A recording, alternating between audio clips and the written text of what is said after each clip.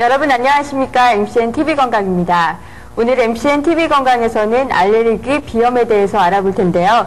평소에 재채기와 맑은 콧물 그리고 코막힘 때문에 고생하시는 분들 참 많이 볼 수 있습니다. 위에 언급한 증상들이 알레르기 비염의 주요 증상이라고 합니다. 오늘 이 알레르기 비염은 무엇인지 자세히 알아보도록 하겠습니다. 오늘 도움 말씀 주실 홍성의료원 이비인후과 김용민 과장님 나오셨습니다. 과장님 안녕하십니까? 네. 네. 이 알레르기 비염은 경험해 보신 분들은 다 아시잖아요. 정말 간질간질하고 답답한데요. 이 알레르기 비염은 왜 생기는 겁니까? 그 비염이라는 것은 그 비강 점막을 이루는 그 비강을 둘러싸고 있는 네. 그 점막의 염증을 비염이라고 합니다. 그런데 이런 비염이 그 다양한 알레르기 항원에 의해서 과민 반응에 의해서 유발될 경우를 알레르기 비염이라고 합니다. 이런 과민 반응은 그 다양한 원인 항원에 대한 우리 몸속의 그 특이 항체인 네. IgE에 의해서 일어나게 됩니다. 네. 그 그림을 잠깐 보시면 네. 이것은 정상 성인의 그 좌측 비강을 나타내는데 네. 그 점막이 그 정상 점막을 보이고 있고 이게 이제 그 중비갑계, 그리고 네. 하비갑계, 그리고 이게 비중격이 되겠습니다. 그 정상 그 비강 소견을 보이고 있습니다. 네. 반면에 그 알레르기 비염이 있는 환자의 경우에는 그 점막이 부종과 함께 종창이 있는 것을 보이고 있습니다. 그리고 점막도 그 정상인에 비해서 좀 창백한 것을 볼 수 있습니다. 창백하고 분비물이 보이고 이런 게 그 전형적인 알레르기 비염 환자의 비강 소견이 되겠습니다. 네. 이 본인이 알레르기 비염인지는 어떻게 알 수 있을까요? 본인이 쉽게 할 수 있는 알레르기 진단법 따로 있을까요? 그 알레르기 비염이 있는 환자의 경우에는 그 재채기, 콧물, 코막힘, 가려움증 등의 그런 전형적인 증상을 보이게 되겠습니다. 이런 증상이 있을 경우 일단 알레르기 비염을 의심해 볼 수 있겠고 그 가족 중에 알레르기 비염이 있는 환자가 있으면 그 본인의 그 알레르기 비염 진단하는 데 도움이 될 수 있겠습니다. 그리고 그 외에 그 원인 항원 위에 그 찬 공기라든가 급격한 기온 변화라든가 담배 연기 또는 그 공해, 매연 이런 거에 의해서 그 갑작스럽게 네. 그런 과민 증상이 일어날 경우 그 알레르기 비염 진단하는 데 도움이 될 수 있겠습니다. 그 예를 들어서 집안 청소하는데 갑자기 그 발작적인 재채기와 콧물과 함께 그런 비염 증상이 나타났다면 그 진먼지 찐득이에 대한 비염을 의심할 수 있겠고요. 집에서 애완견을 기르는데 그 비염 증상이 지속된다. 그러면 그 애완견의 그 털에 의한 알레르기 비염을 의심할 수 있겠습니다.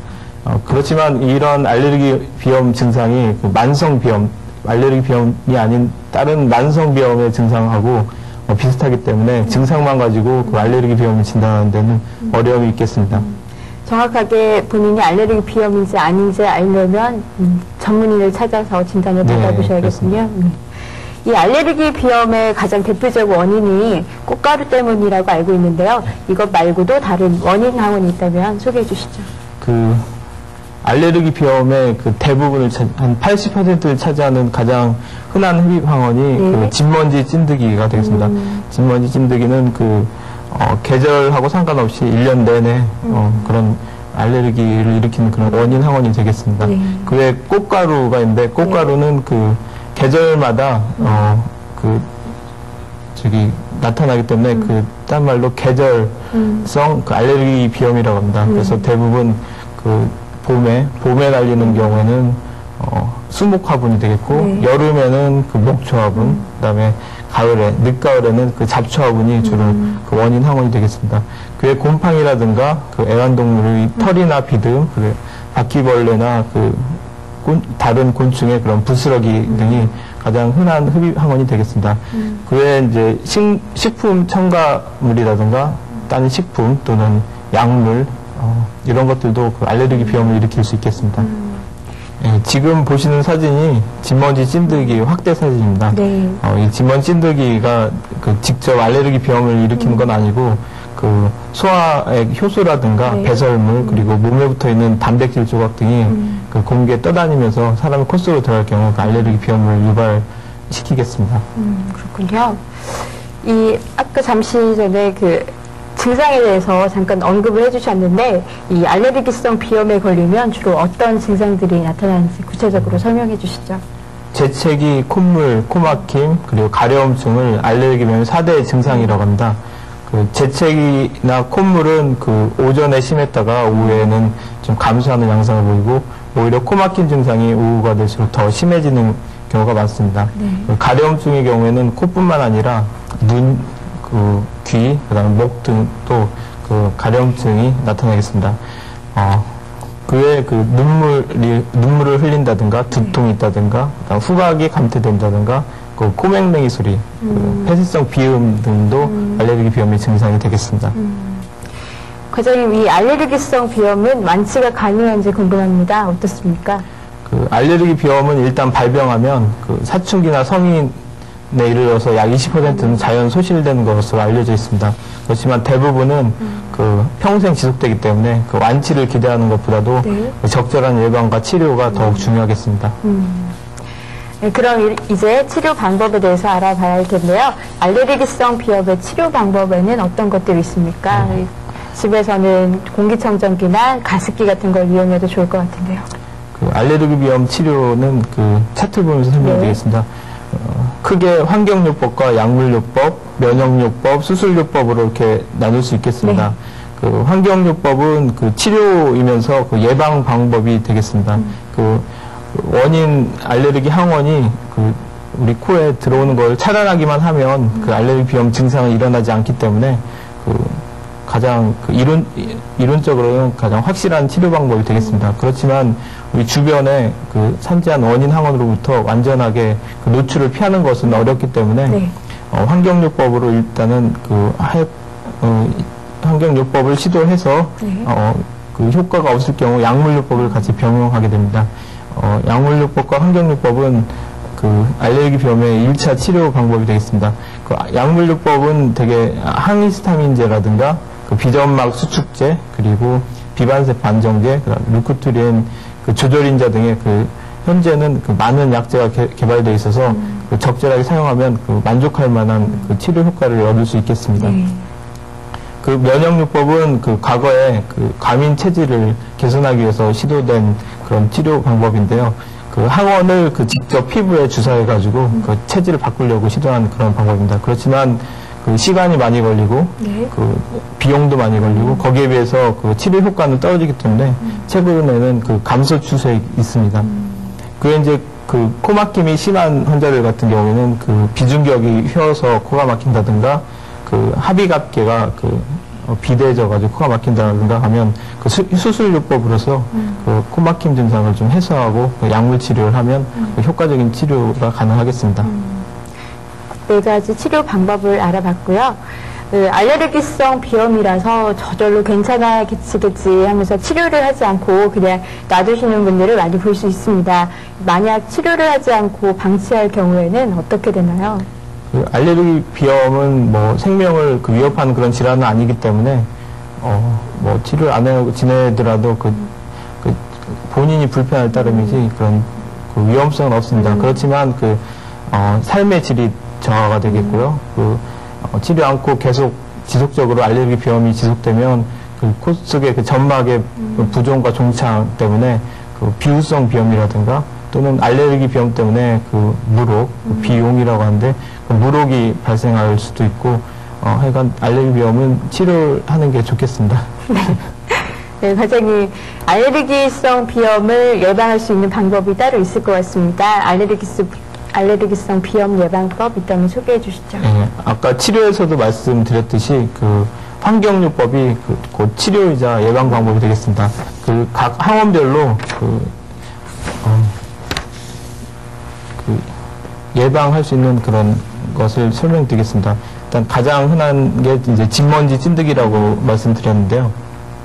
그 진먼지 찐득이가 서식하는 데가 주로 이제 양탄자라든가 두꺼운 커튼, 천으로 된 소파, 뭐 담요 같은 건데 서식하기 때문에 이런 것을 집에서 되도록 제거하면 줄이는 데 도움이 되겠고요.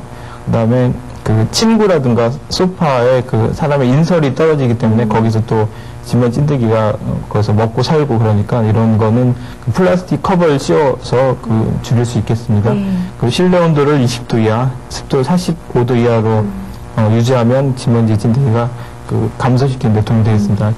그 진먼지 찐득이 경우에는 그 25도에서 28도, 그 습도는 그 75도에 80도 사이를 가장 그 살기 좋은 그런 조건이 되겠습니다. 그래서 그런 조건을 피하는 그 방법도 하나의 방법이 되겠고, 그 다음에 그 침구류를 그 60도 이상의 뜨거운 물로 그 적어도 2주에 한 번씩 세탁하면 진먼지 찐득이 줄이는 데 도움이 되겠습니다. 그리고 청소를 할 때 그 특수 필터가 장착된 그 진공 청소기를 이용해서 청소를 할 경우 그 진먼지 찐득이를 퇴치하는 데 도움이 되겠습니다. 진먼지 찐득이 퇴치 방법에 대해서 알아봤고요. 다음은 어떤 겁니까? 꽃가루 항원은 그 일단은 계절적으로 꽃가루가 날리기 때문에 그 꽃가루가 많이 날리는 시기에는 그 주의를 하면 그 증상 그 경감에 도움이 되겠습니다. 네. 일단 꽃가루가 많은 지역은 그 피하는 게 좋겠고요. 꽃가루 농도가 높을 때는 가급적 그 집안의 창문을 닫고 집안에 머무는 것도 하나의 방법이겠습니다.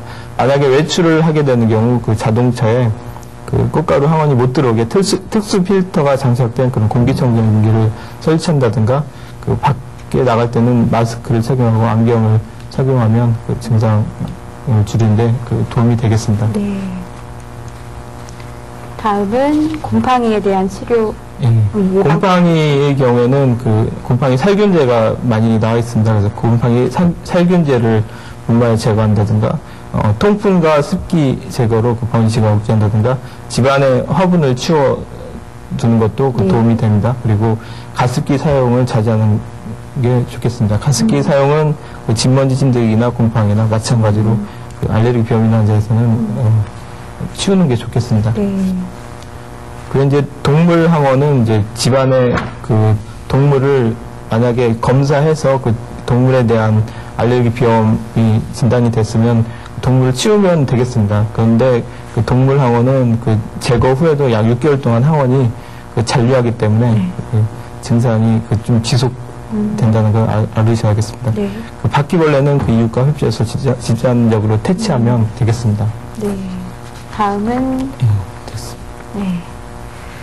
네, 과장님 오늘 알레르기성 비염에 대해서 알아보는 시간을 가져봤는데요. 끝으로 알레르기성 비염에 대해 정리해드리고 싶은 내용 있으시면 간단히 정리해 주시죠.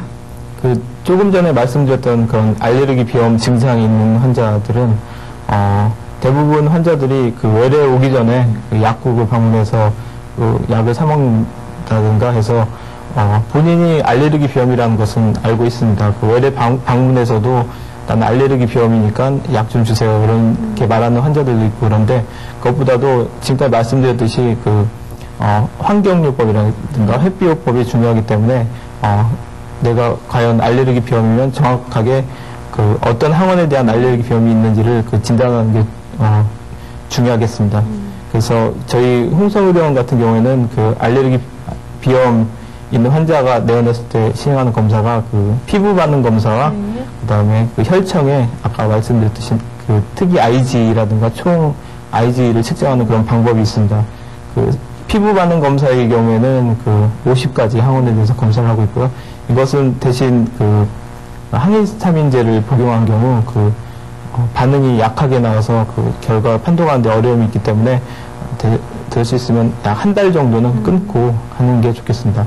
그 만약에 그 항히스타민제를 복용하고 있는 중에 검사를 원하면 그 혈청에서 피를 뽑아서 혈청에 그 총 IG 양을 측정한다든가 또는 특정 IG 양을 측정해서 그 반드시 어떤 항원에 대한 알레르기인지를 알고 그 치료를 하는 게 중요하겠습니다. 네.